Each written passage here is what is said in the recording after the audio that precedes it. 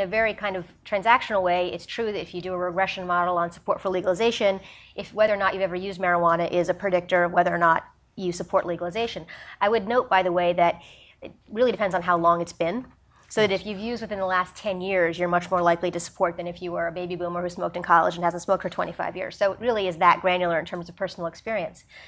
But what's interesting about why it matters for attitudinal change is that personal experience is hard to change. You can't change somebody's personal experience. You can't make them have a different experience. So if they have a personal experience that leads them to have a particular attitude about legalization, they're not particularly persuadable. And what I think we're seeing is changes in the country's demographics. We call it generational replacement. You said people dying, I think, or passing away. Generational replacement. It's much more diplomatic. It is it?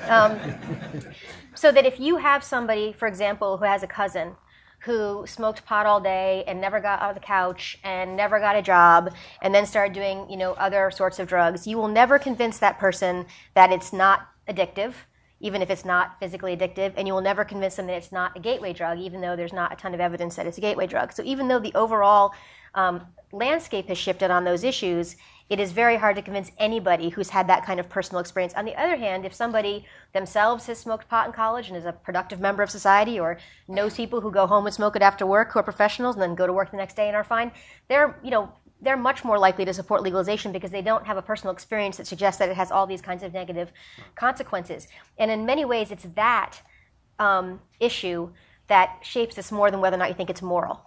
It's really your personal experience. And again, more and more people are having different experiences.